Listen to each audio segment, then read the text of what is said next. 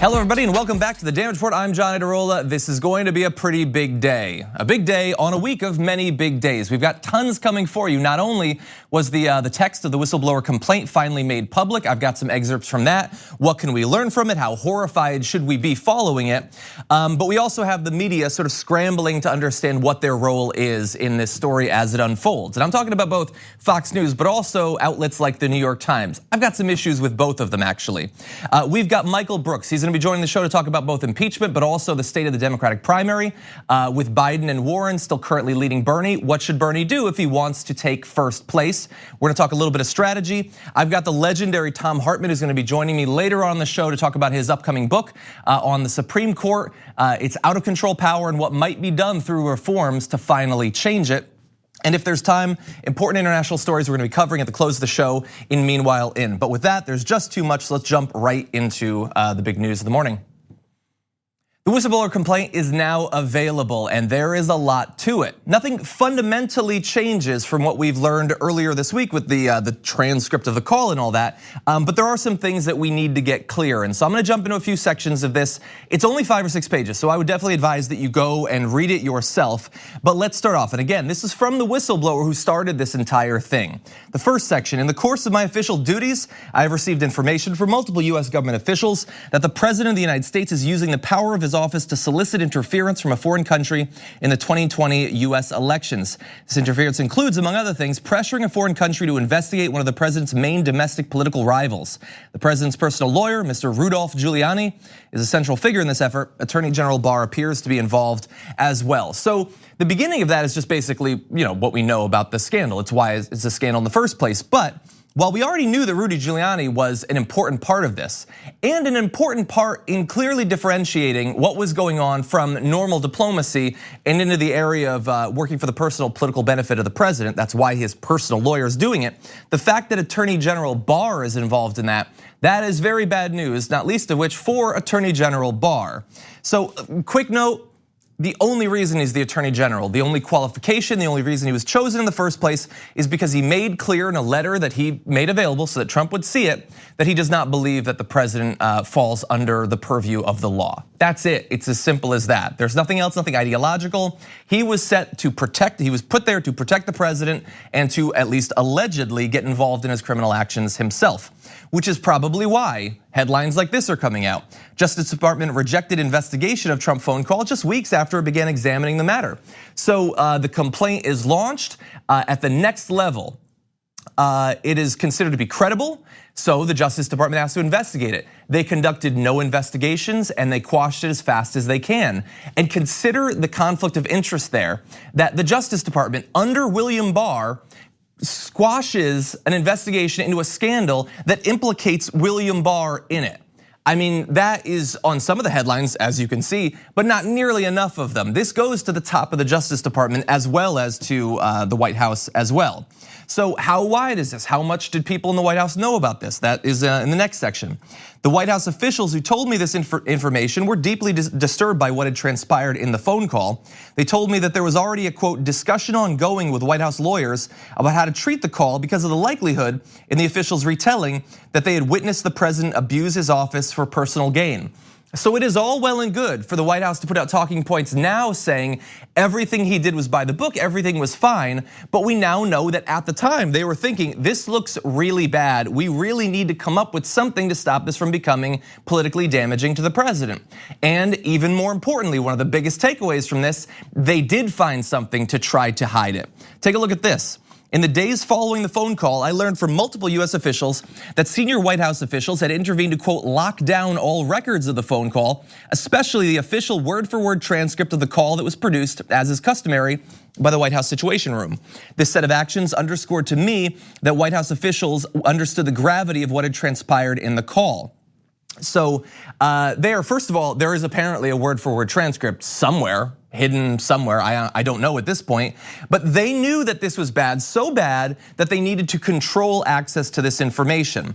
So White House officials told the whistleblower that they were directed by White House lawyers to remove the electronic transcripts from the computer system in which such transcripts are typically stored for coordination, finalization, and distribution to cabinet level officials. So normally there is a process for this, and it is stored somewhere. It's not publicly available or anything like that, but it's not too hidden away, not too secured. In this case, things were different. Instead, the transcript was loaded into a separate electronic system that is otherwise used to store and handle classified information of an especially sensitive nature. One White House official described this act as an abuse of this electronic system because the call did not contain anything remotely sensitive from a national security perspective.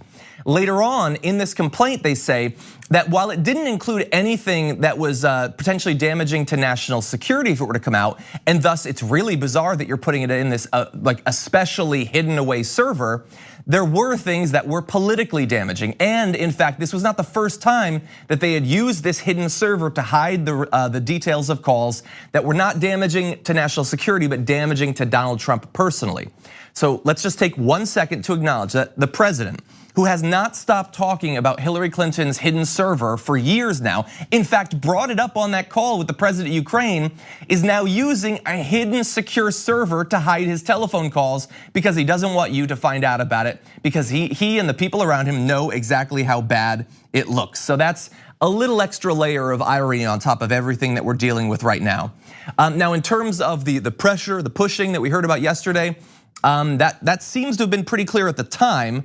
During the same time frame, around the time frame of the phone call, multiple US officials told me that the Ukrainian leadership was led to believe that a meeting or phone call between the president and President Zelensky would depend on whether Zelensky showed willingness to play ball on the issues that had been publicly aired by Mr. Lutsenko, that's the investigator, and Mr. Giuliani. So they don't know exactly how it was that they got that understanding, but it was apparently common knowledge. And a transition advisor for Zelensky from the Times says, no, they understood there were not going to be talks with the United States. There wasn't going to be cooperation or aid from the United States unless they made clear as a prerequisite that they were going to work on these issues of corruption. And I'm going to give some advice to future despots. If you want to hide your activities under the guise of supposedly being worried about corruption, first of all, don't work hand in hand with some of the most corrupt regimes around the world, selling billions of dollars of weapons to the Saudi Arabian government, being close friends with Duterte. These are some of the most corrupt people in the world entirely. But also, if you're gonna have that phone call and bring up corruption, try to come up with at least one instance of it that does not work to your personal political gain. The only corruption he talks about, Donald Trump, who apparently now his #1 interest is Ukrainian government corruption, is the CrowdStrike server and Joe Biden. Personal interests of Donald Trump, not issues of concern to the United States. So it's a little bit see-through in that particular way. There's another section, sort of the same idea, but I want you to know that this is something that was very much out there at the time. Donald Trump expressed his conviction that the new Ukrainian government will be able to quickly improve Ukraine's image and this is underscored, complete the investigation of corruption cases that have held back cooperation between Ukraine and the United States. So if the "I need you to do me a favor" though wasn't a clear enough quid pro quo, the understanding at the time on both the US side and the Ukrainian side was, this is holding back cooperation. You need to work on these corruption issues that are all to my personal political benefit if you want cooperation between them and us. There's another section, we don't have time to go into it, but talking about how unprecedented it was that Donald Trump unilaterally, entirely of his own will, shut off the legally provided aid to Ukraine in advance of this telephone call. That weirded out even people inside of the executive branch at the time. But you're gonna hear a lot, obviously, about this whistleblower account. Just the important things to bear in mind. Rudy Giuliani is involved, obviously, we knew that, but now William Barr is as well. They went to seemingly unprecedented efforts to try to hide this information, specifically because they knew exactly how bad it looked. Don't get fooled by the talking points you hear on Fox News. And it was very clear at the time on both sides, Ukraine and the US, that if they wanted military hardware, if they wanted assistance and foreign aid, they were going to have to work on these very particular, very specific cases that Donald Trump wanted dealt with, and dealt with quickly since the primary is rapidly proceeding. All of this is obviously horrible. We'll see what the Dems actually do about it. Okay, we're gonna take a short break. We come back, Michael Brooks is gonna join us. We're gonna be talking a little bit more about impeachment, but also the primary. What should Bernie Sanders do if he wants to take #1? After this. We need to talk about a relatively new show called the Republic, or UNFTR. As a Young Turks fan, you already know that the government, the media, and corporations are constantly peddling lies that serve the interests of the rich and powerful. But now there's a podcast dedicated to unraveling those lies, debunking the conventional wisdom. In each episode of On the Republic, or UNFTR, the host delves into a different historical episode or topic that's generally misunderstood or purposely obfuscated by the so-called powers that be, featuring in-depth research, razor-sharp commentary, and just the right amount of vulgarity. The UNFTR podcast takes a sledgehammer to what you thought you knew about some of the nation's most sacred historical cows. But don't just take my word for it. The New York Times described UNFTR as consistently compelling and educational, aiming to challenge conventional wisdom and upend the historical narratives that were taught in school. For as the great philosopher Yoda once put it, "You must unlearn what you have learned." And that's true whether you're in Jedi training or you're uprooting and exposing all the propaganda and disinformation you've been fed over the course of your lifetime. So search for UNFTR in your podcast app today and get ready to get informed, angered, and entertained all at the same time.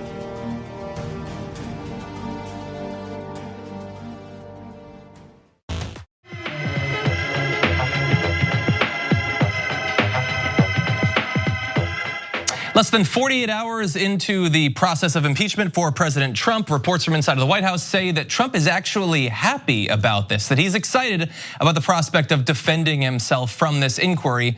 But is that actually true? Joining us now to discuss this and other important news of the day, Michael Brooks, host of The Michael Brooks Show. Welcome back to the show. Hey, John, great to be talking with you as always. Great to have you here and on a pretty big news day. So Donald Trump, does he actually relish being able to run against the Democrats pushing this impeachment inquiry? What do you think? Well, I mean, with him, it literally depends on the minute or the hour. Mm-hmm. So I could totally see him being in a mood upswing and being incredibly excited to do this. I think there's only two things about this that are really clear to me politically, setting everything else aside. One that's negative and one that's positive. I do think that this is a fun thing for Trump to run against. And I think he would rile his base and mobilize his base regardless. Mm-hmm. But I do think that this will suck up oxygen, and this is exactly the type of drama that he thrives in some ways, especially if the Democrats don't handle it properly, which they're Democrats, so that's highly likely. The second thing is, on the other hand, what's positive is this will suck up a huge amount of oxygen. And that means less energy for these disgusting, grotesque, evil people in this White House to do more things. They literally are going to be fighting, if they do it properly, for this process every step of the way, plus a campaign that slows down, at least to some degree, the daily rate of destruction. That's a good thing. Yeah, I couldn't agree more. I think earlier on, like a year and a half ago, we saw a similar sort of effect during the Russia investigation.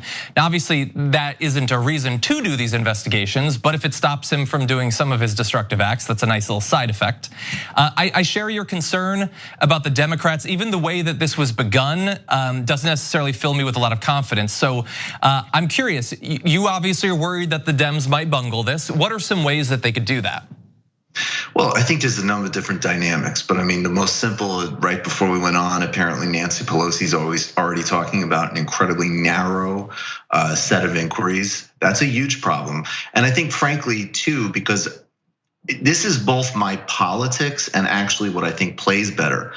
I think, to be honest, like a lot of the kind of smelling salts, oh my God, how could he, of the kind of liberal resistance, I think part of the reason it doesn't resonate with a lot of people is I think a lot of people already have the very clear understanding that there are two-tier and multiple justice systems in this country, and that there's a totally different set of rules for those in power. And by the way, not just Trump. I mean, he is an exaggeration of the norm, but he's not the norm.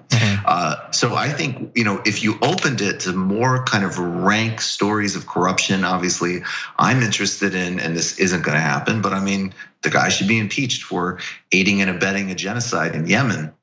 for terrorizing children and being a kidnapper, these types of things. If they play it like another, because this is the thing that happened with Russia, right? I think people on both sides of it still overplay it. There's a little bit something fishy there, but also obviously people way exaggerated the depths of it. But there was so much like Lucy in a football, and you could say, yes, it hurt him in some ways. There was some war of attrition, but it also had some negative effects from national security and media and Democratic Party standpoint. But at the end of the day, I felt like after the Mueller hearings, people had to explain why it was bad for him. And you don't want to be in the business of explaining why you won, right? Like, so if it gets into that kind of mix up where it's like, no, this is actually really bad. We'll see. I think it needs to be broader and much more aggressive. Yeah, I agree. I don't know if this is what I would have launched the inquiry off of. I think that there have been a lot of other things.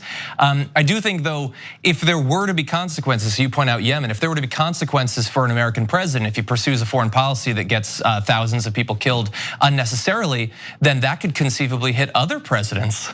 Oh, well, exactly. We can't have that happen. We can't have that happen. I mean, David Feldman had a great joke that Nancy Pelosi didn't want to impeach Donald Trump, but when he crossed the Rubicon and threatened the children of Democratic politicians making six-figure salaries lobbying for foreign governments, he crossed the line. Yeah, and not because Hunter Biden had cholera and had been starving to death over the course of weeks or months, but just because of the investigation. That's a great point. And again, as I always try to credit to a number of different lawmakers on the issue of Yemen, but Bernie Sanders for helping lead the effort to invoke the War Powers Act in that. He was stopped, unfortunately, by the man being impeached right now, but he did do a good job in attempting to do that. And why don't we actually transition over to that? Because I've been really interested in talking to you about the state of the primary as it stands right now in both national polls and some of the early state polls, although not all of them.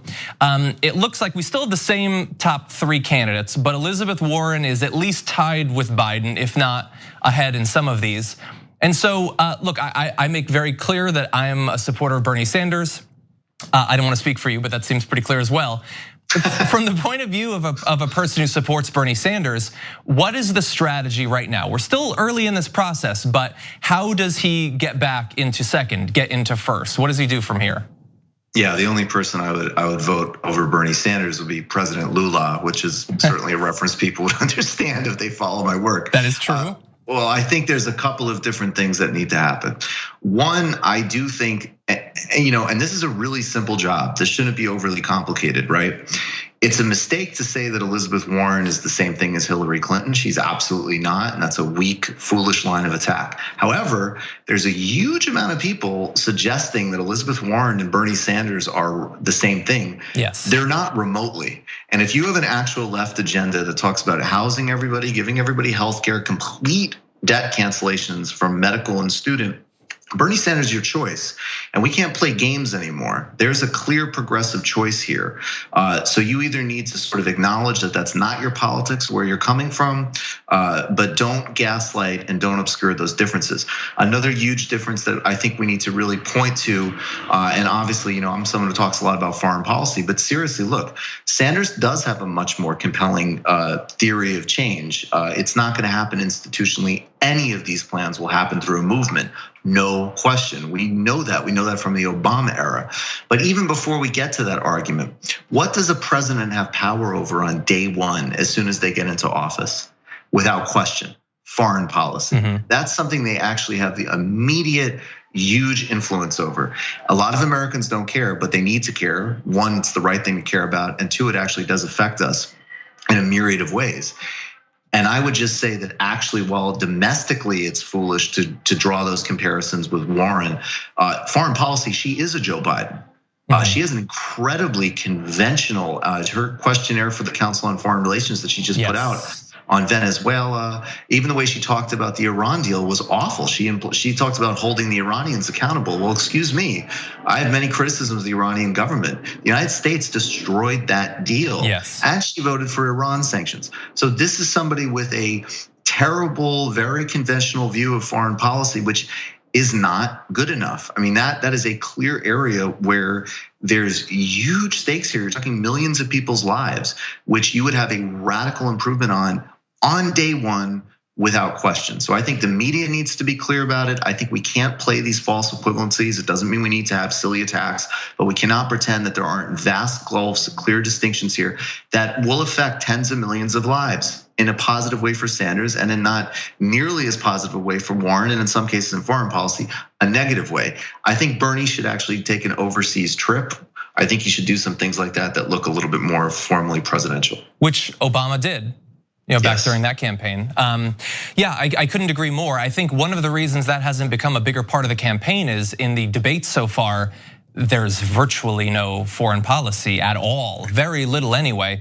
And so, yeah, the CFR results, that could help people to understand the differences there. And I agree, both in terms of policy, we've done a lot of contrasts of policy between the two on this show, but also in terms of philosophy, their philosophy of movements and of revolutions and how they actually happen. Very different, I agree with you. She's not Hillary Clinton, she's certainly not worse than Donald Trump, but there are differences there. So what I'm curious, in terms of Bernie's strategy, I know that there is an increasing number of Bernie Sanders supporters that want him to rhetorically punch her in the face, to be much more aggressive than he's being. I personally don't see him doing that. Do you think that turn might come, and should it come for Bernie? I think honestly, I mean, some of it really is our job to some extent. There's some things, and I think it also is important to be really clear that the deck is embarrassingly stacked against Bernie in a way that even people that oppose him should be sort of taking a few steps back from embarrassing themselves and from actually pushing some much more destructive and pernicious myths. There's a great piece that just dropped in the New Republic by Adolph Reed Jr., who's really one of the most important and legendary academics in the country, called the myth of economic reductionism. And he really talks about the extraordinarily cynical versions of arguments deployed by Democrats to argue against things like single payer and the real ahistoricity and dishonesty of it. I think that, we need to hold people accountable because Bernie obviously gets it on all sides. I think from a campaign perspective, I don't necessarily know, I don't think he needs to turn to Elizabeth Warren and give her a swing like that. But I think as it comes out, as it continues, it has to be like, I think he can kind of, with a twinkle in his eye, flip some of the question he asked back to, she asked the John Delaney so well. Ask her, why are you running? Why not get rid of all student deficit? Why not get rid of all medical deficit? Why not do something about, the global, the military and industrial complex, not in terms of rebranding it or greening it, but actually scaling it back. Yeah. I think that he could do that, and we need to be in the position because, he could, Bernie could go to a debate and say, I respectfully disagree with my friend Senator Warren, and people go, oh my God, what a monster. That's the phase of that. We're already in the disingenuity phase of the anti-Sanders campaign. So I think, we need to run interference. Although I wonder sometimes, the lies and the hyperbole, the dishonesty and the melodrama about him is so extreme. I wonder if some of that is a little bit self-negating, because I think that normal people look at it, and even if they're not sold on Sanders, they're kind of like, I don't know, he sort of seems like a nice old man who's trying to raise people's wages, like not somebody who's eating babies. Like, why are you people so weird? For like, what are you talking about? Yeah, that's entirely possible. Yeah, and yeah, I mean, I think for the people who want him to go way more aggressive, I think prepare to be disappointed. He's been friends with her for a long time. He obviously likes his working relationship with her. I mean, you're not supposed to say this, but hypothetically, if she did win this, he's definitely going to endorse her and work to get her elected. That's a long way off and certainly not guaranteed, but. Can I just add one thing to that though, John, real quick? I think that is totally true. And I think actually a strategy that I don't know how they do that might actually be helpful though, is because she's also made a lot of emphasis of their friendship and collegiality as well. And I think that's where you start saying to Senator Warren and the Warren campaign, and you see this in the debates, where they are sort of coalescing. You have to say, look, there's a million articles that are praising you because you've been getting glowing press coverages for months. And in those same articles, there's constant lies and smears of Bernie Sanders. How about you, in the same way that he's not sharpening the real distinctions with you, why don't you step out and say, hey, supporting my campaign is not predicated on lying about Bernie Sanders and his supporters. That's some heat the Warren campaign should feel. Yeah. That is a very good point, Michael. I really like that. I know that we're over, but I really like talking to you about this. So I have one more topic for you, one more question. So please. As I alluded to earlier, Biden has been slipping. He's been eclipsed in some of the polls by Warren. I think a lot of people have sort of written him off, like assuming that eventually he will drop off. Do you feel like we're at the point where we can safely say that, or is there a road that he rides back to number one? He's still arguably number one right now. Yeah. I mean, I've been. So you're not writing him off? Never. And I think I actually said on your show, I was there the day of his dreary announcement, and you, Anna, and myself had great commentaries on it. But I was just saying, like, especially in our circles and the audiences we talk to, nobody's into this guy. If you open the aperture out, like I was talking with my friend and colleague, Artesia Balthrop, she's like, yeah, my mom loves Joe Biden. I mean, this guy is not out. And I have to say, to be honest with you, I'm a little bit scared because I was saying he's stronger than we would think several months ago. He's had a pretty rough ride of it in terms of his performance at the debates and stuff. And he's still polling really well. So I actually would say, I mean, look, he's super vulnerable, and I still think we can get Sanders through. That's where I'm at. But I think talk of Biden's demise, I'm sad to say, I think are really premature. Okay, I think you might be right. So something to bear in mind, there's multiple battles to be fought simultaneously. Michael, as always, great to talk to you. People should definitely check out, if they haven't already, and they probably have, The Michael Brooks Show. Thank you as always. I really appreciate it. Thanks, man. Thanks. We're gonna take a short break here. More after this.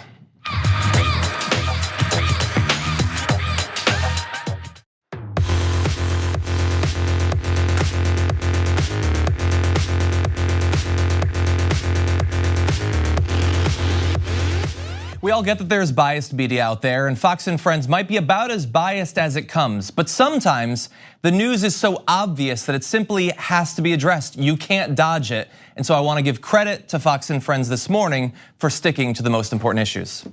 It's unbelievable. It's supposed to be Janice introduces gluten-free International House of Pancakes Day. But you told us, you gave us all of the history of it. I thought, it's time for me to eat.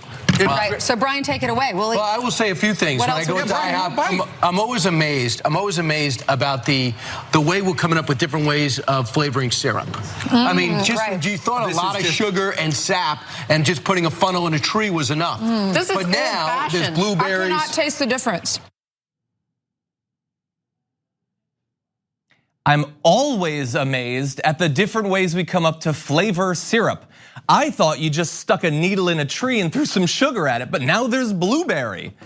I don't think blueberry is a new innovation. I think that they've had those. I'm pretty sure IHOP has had that since I was a child. He's the dumbest person on TV. He makes Steve Doocy look like an intelligent person, and he makes so much money. So that's what you'll get for Fox and Friends. That's what Donald Trump is watching and probably developing a craving for IHOP right now. So this is one strategy on Fox News. When the news is so obviously bad for the president, just bring on the flapjacks. So that's one way you can go. The other way, you might be forced into a fight, an internal fight to Fox News as a result of Shep Smith having a guest on that simply acknowledged what seems clear, that Donald Trump appears to have committed a crime. So Shep Smith had that. He's, a host on Fox. And so another host on Fox, who's a much bigger defender of the president, wasn't gonna stand by and let that happen. Yesterday, Judge Andrew Napolitano, who is a legal analyst at Fox and a very nice guy, I will say, I've always liked him, went on one of our daytime shows and declared that the president's phone call with the head of Ukraine was a crime. Well, apparently, our daytime host, who hosted Judge Napolitano, was watching last night and was outraged by what you said and, quite ironically, called you partisan. Here's what he said. A partisan guest who supports President Trump was asked about Judge Napolitano's legal assessment. And when he was asked, he said, unchallenged, Judge Napolitano is a fool. Attacking our colleague who's here to offer legal assessments on our air in our work home is repugnant. repugnant. Not clear if that was you or me, but someone's repugnant. Now, unlike maybe some Dayside hosts, I'm not very partisan, and it was a sincere question. Is it a crime or not? So given everything that's happened in the last 24 hours, I just want to throw it to you again. Was it a crime or not? Absolutely not. People with goodwill have differing views. Yes. And so that's why it doesn't seem honest to me when a host, any host on any channel, including this one, pretends that the answer is obvious. There is an ironclad consensus about what the answer is, when there in fact isn't. Wouldn't it be better if we just said out loud, this is what I think? And I'll just say, for example, you'll never hear me criticize Rachel Maddow. There were like 5 examples there of why I'm so frustrated every time someone like twists themselves in a mental pretzel to try to normalize Tucker Carlson or pretend that he's some sort of free thinker. First of all, he claimed there, I'm not really partisan at all.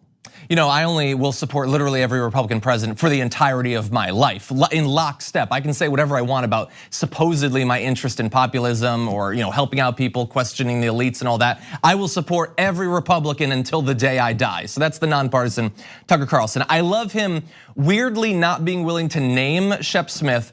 And he keeps mocking the fact that he's a daytime host. He keeps saying the daytime hosts here may think something.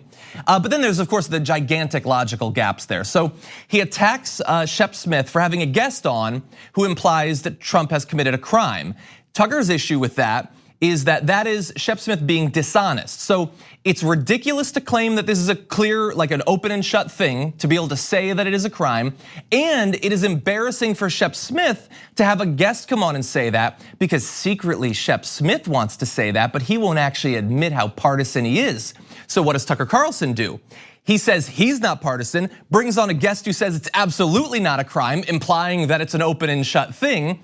And he does that to hide the fact that obviously he doesn't think that it's a crime. He is in the middle of like a 1-minute period of video doing everything he is claiming that Shep Smith is doing, and doing it with a stupid grin on his face because he thinks he's outsmarted people. Now he's mostly right, he's outsmarted his audience. They're not gonna catch on to any of this, but it is obviously ridiculous on its face. And it's interesting to see Fox, as this story develops, start to feud with each other. I don't know how many others are gonna come out and sort of acknowledge reality, but Shep Smith, he can reliably be expected to do that. Juan Williams on the 5 yesterday, so he acknowledged that White House talking points seem to be going around. He didn't even say that Fox was doing it. He certainly didn't say that the 5 was doing it, but go find that video. Jordan Ewell tweeted it out. The whole place explodes over that accusation. Greg Gutfeld like sits back and crosses his arms and say, did you read that on Media Matters? Because they know what they're doing. They got those talking points, and maybe they already agreed with most of them. Maybe they would have said them even without them. But they're definitely spreading the talking points that the White House wants them to, and they don't like to their face being accused of doing that. So this is certainly gonna be a show to watch as the story develops. We'll have more in the future. We are gonna take a short break. We come back, Thom Hartmann joins the show.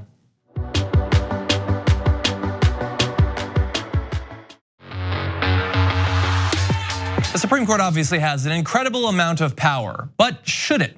Must it? Or is it time for reform? Joining us now to discuss his upcoming book, The Hidden History of the Supreme Court and the Betrayal of America, New York Times bestselling author and host of the Thom Hartmann program. Thom Hartmann, welcome back to the show. Hey, John, great to see you again.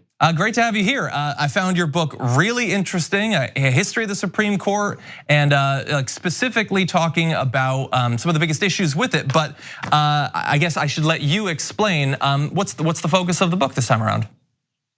Well, there were a couple of big stories that I wanted people to get. The first is that the court has, particularly over the last 60 years or so, become an extremely political instrument. It's not the apolitical, we're just calling balls and strikes that try to pretend they are. Particularly when you throw in this made-up fantasy that Robert Bork came up with of originalism. We can read the minds of the founders, just like Jimmy Swaggart tells you he can read God's mind. It's just as much of a scam. Secondly, that the Supreme Court has taken power to itself that the framers and founders never intended for it to have, or at least many of them never intended for it to have. And that has distorted our politics and our law in substantial ways. And the third is that Congress has a set of powers to basically control and, to use the language of the Constitution, regulate and provide exceptions to what the Supreme Court can do that Congress has virtually never used and really should seriously consider using. And so, those are kind of the three big takeaways. So let's talk about one of the big powers, and you were sort of alluding to this earlier. That is judicial review. What should people know about this incredibly powerful, basically power that the Supreme Court gave itself? Yeah, it did. Nowhere in the Constitution does it say that the Supreme Court can strike down a law by saying that that law violates the Constitution. The Constitution does not establish the Supreme Court as an arbiter of itself. It's very explicit and specific about what the Supreme Court can do. That they're the first court of jurisdiction when it comes to international disputes, the first court of jurisdiction in debates or disputes between and among the states.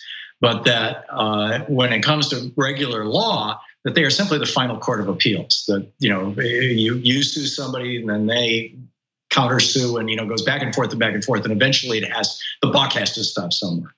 And that's what the Supreme Court was from 1789 right up until 1803, when in the Marbury versus Madison decision, the Supreme Court decided that they also had the power to strike down laws, saying that the supreme law of the land was the Constitution, and they were its arbiters, and therefore every other law had to be filtered through their understanding of what the Constitution meant. This so flipped out President Thomas Jefferson that he just went nuts. He went on a rampage. He said, under this doctrine, the Constitution has become a thing of wax. He said it's become a complete felo de se. He wrote in a letter to Abigail Adams, as I recall. Felo de se is Latin for a suicide pact. He said this makes it, in another letter to I'm forgetting who it was, but in any case, another letter, I think it might have been to Madison. He said, this, under this doctrine, this makes the judiciary the most despotic branch. And it so, created a huge controversy in the United States. And the outcome of that was that the court backed off. John Marshall never did that again. He was the longest serving Supreme Court justice in history, and he never did that again. It wasn't until 1856 when the Supreme Court Justice Roger Taney decided that he was going to once and for all settle the slavery problem. And in the Dred Scott decision, ruled that all people of color in the United States could be bought and sold, period, full stop. And that, of course, led us right into the Civil War. And famously, Abraham Lincoln said, I'm not going to do what the Supreme Court said. Yeah. But that's pretty much all they do. Yeah, and I think you do a great job in the book in making the case for how the Supreme Court has almost always sided with the powerful and the wealthy, using that power and others. What are some examples that you'd like to point out that were most consequential in that area? Well, the court has over the, I don't know how many years it is, nearly 90 years, I guess, since the Wagner Act, the National Labor Relations Act, legalized unions. There were a few years there when they were on the side of unions, but starting in the 50s, really in a big way, they just started taking apart union power. And they've continued doing that right up to this day. They defend corporations over people regularly. They have always been the very last to defend civil rights on the occasions that they have. And most recently, John Roberts famously gutting the Voting Rights Act, which has led to, massive voter disenfranchisement. The list is long, John. It's a long list. And look, I know looking forward, a lot of people are worried that even if 2020 leaves us with a progressive in the White House, Donald Trump's appointments to the Supreme Court have left it in a position where it might spend the next 2 or 4 or 8 years overturning key pieces of legislation. And so I know some people are thinking about the possibility of changing that in a number of different ways. One hypothetically coming from this book is reforms to change the status of judicial review, their ability to overturn legislation. How likely would you say that is to happen?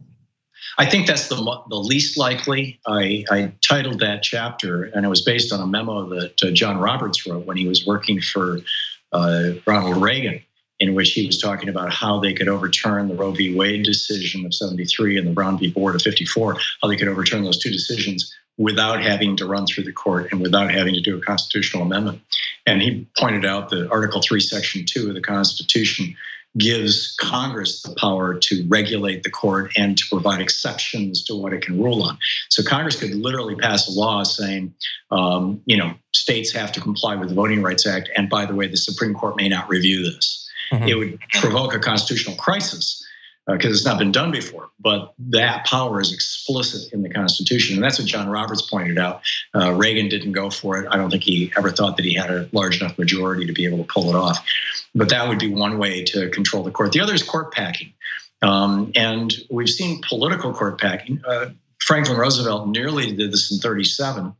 And it was quite popular. The court had struck down child labor laws as unconstitutional. They had struck down long-term unemployment payments. They had struck down parts of the right to unionize.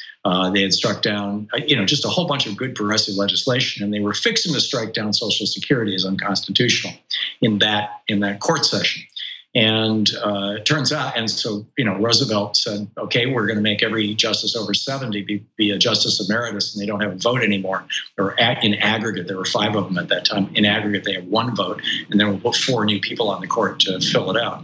He ultimately didn't have to do that because Francis Perkins had a conversation. His Secretary of Labor had a conversation with the wife of Justice Owens, and basically convinced her to convince him to change his vote, which he did.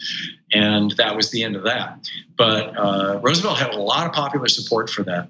Another one is after the Civil War, when Andrew Johnson became president, there was a vacancy on the court at that time that happened right around the time he became president.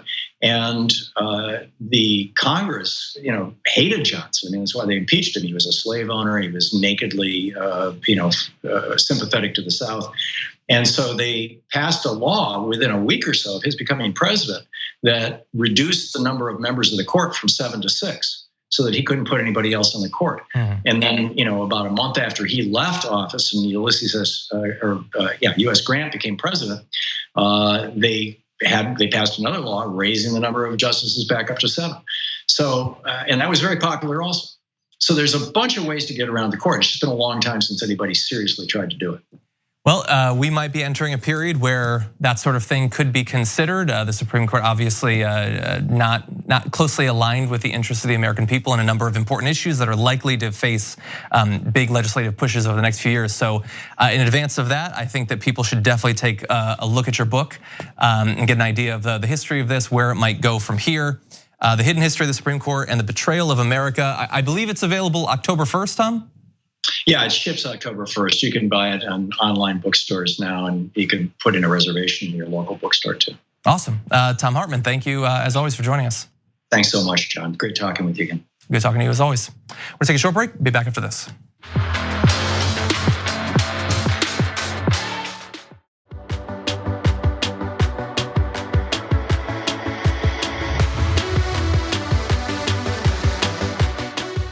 It isn't just right-wing media that's trying to figure out how exactly they're supposed to play this thing. As more and more details come out about Trump and what he did, what message are they supposed to be sending? The New York Times is also getting itself in some hot water. It put out an article today. Now, whether it intended to or not, and I happen to think it kind of did, it is being used, this article, to imply that swing voters are already done with this impeachment thing. They're not interested. They're sticking by the president, I guess. They've got anxiety. The article makes a reference to a bunch of different emotions they're experiencing. But here is the con that is being played. While you can go on Twitter right now and search 6 swing voters, that's who they supposedly talk to. I want to give you an idea of who these swing voters are. So we've got Trisha Hope, who has been to 23 Make America Great Again rallies around the country and compiled a collection of Mr. Trump's tweets in a book. She said that she saw nothing improper in the publicly released version of the call and that the formal move towards impeachment had strengthened her support. Well, that is fascinating. Someone who's been to 23 Trump rallies, who is at Trump rallies with a booth selling a book of Trump tweets. She doesn't think he did anything wrong. That is fascinating. Thank you to the New York Times for tracking down this swing voter, an independent who could have gone either way in 2020. You've also got a quote from Reggie Dickerson, 54-year-old pipe fitter and timber worker who lives in Eastern Kentucky. Sounds like the stereotypical person you'd want to talk to on something like this. He says, I think it's an absolute joke, the whole thing, which is Totally his right to think that this whole thing is a joke. You should understand, though, before you decide that he is just some independent swing voter, he has been interviewed multiple times by the New York Times. Many of these people have. They keep going back to the same Trump supporters. Here's a photo from one of those articles. And so you can see him and what looks like a delightful Christmas tree and a framed portrait of Robert E. Lee.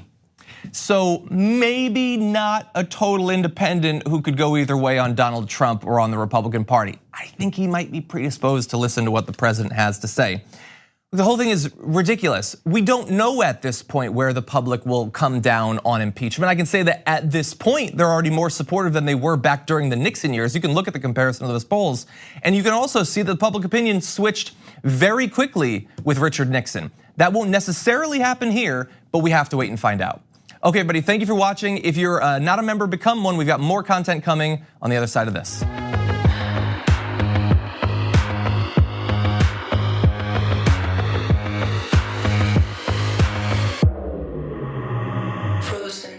There's a lot of news going on here in the US, but it turns out things continue to develop abroad. And that's why it's time for Meanwhile In.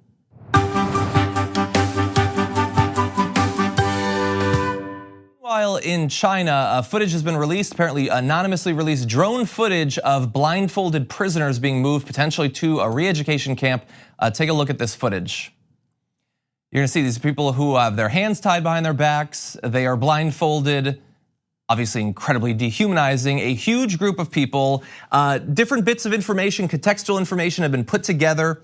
And the idea, we have a pretty good idea of what's happening here. So the video, which was anonymously posted on YouTube last week, shows what appears to be Uyghur or other minorities wearing blue and yellow uniforms with cleanly shaven heads, their eyes covered, sitting in rows on the ground and later being led away by police. It's believed, because we don't know for sure much, but we believe that the area that it came out is Xinjiang, and that is one of the hot zones for the re-education camps that a lot of people have been incredibly and rightfully critical of in China over the past few years. According to analysis by the New York Times, local courts sentenced 230,000 people to prison or other punishments from 2017 to 2018 as this campaign to, depending on who you're listening to, either re-educate or disappear people that the regime is not big fans of, or simply, fight against terrorism, if you believe the official line from the government. In that region, that's 2% of the country's population, but accounts for about 21% of all arrests. So obviously, incredibly disproportionate there. Now, China contends that its state-mandated detention camps, surrounded by high walls and watchtowers, are central to its fight against Islamist extremism. Beijing has called them boarding schools, explaining detainees are there voluntarily. China said recently that it has reduced the number in the camps, though doubts persist about the claims. And we're talking about very large numbers of people. The UN has previously said at least 1 million Uyghurs alone are involved there. Many people, by the way, consider that to be an undercount, a significant one. And the conditions in these camps are about what you would expect. This is a story that you don't hear too much reporting about, partially because it's so difficult to actually get information, but partially because out of sight, out of mind.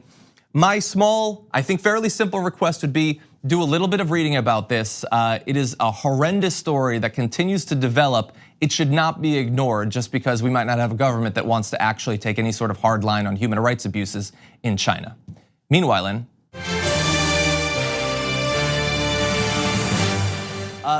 in Brazil, Brazilian President Jair Bolsonaro is at the UN, and he is talking about the Amazon in a way that will likely blow your mind and probably enrage you.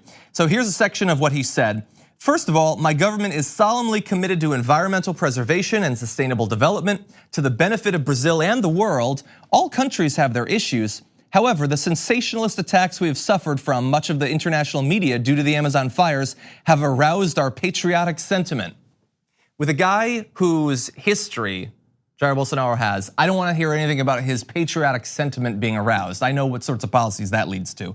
He goes on to say, it's a misconception to state that the Amazon is a world heritage, and it is a misconception, as scientists attest, to say that the forest is the lung of the world. Resorting to these fallacies, some countries, instead of helping, have followed the lies of the media and behaved disrespectfully with a colonialist spirit. That is hilarious, absurd, insane. not only was a huge amount of damage done to the Amazon, and it is critically important. I don't care what someone like him, who's purely thinking about this from economic terms, what he happens to think about it. The idea that international attention on a crucial area of the world being burned down before our very eyes, that is some sort of colonialist attack against Brazil, as he is pushing to move in and take out indigenous people through whatever means necessary to exploit that area for economic development. That is, as they would say, rich. But he goes on to say, they have questioned what is most sacred to us, our sovereignty. And so look, people who are working in the area, obviously they're not big fans of this speech, think it's ridiculous and are speaking out against it. We've got public policy coordinator of Greenpeace Brazil who said, Bolsonaro is trying to convince the world that he is protecting the Amazon, when in reality he is promoting the dismantlement of the environment. Under his management, burning, deforestation, and violence have increased outrageously. For the forest and its people, Bolsonaro is a problem, not the solution. And although I think that having a concern about the Amazon is certainly enough by itself, that is not the only concern here, as I alluded to earlier. Bolsonaro also said, unfortunately, some people, both inside and outside Brazil, with the support of NGOs, insist on treating and keeping our natives as cavemen.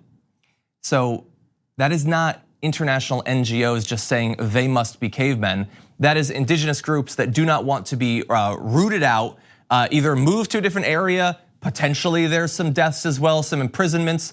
That is an argument that is meant to precipitate government action against the indigenous people of that region of the world. That's all it is. He can try to deflect things with colonial spirit this and care for the environment that.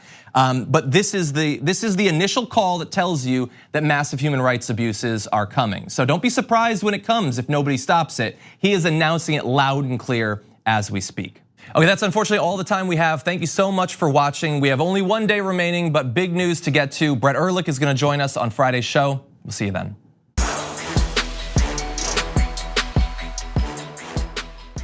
Thanks for listening to the full episode of The Damage Report. Support our work, listen ad-free, access members-only bonus content, and more by subscribing to Apple Podcasts at apple.co/TYT. I'm your host, John Adarola. I'll see you soon.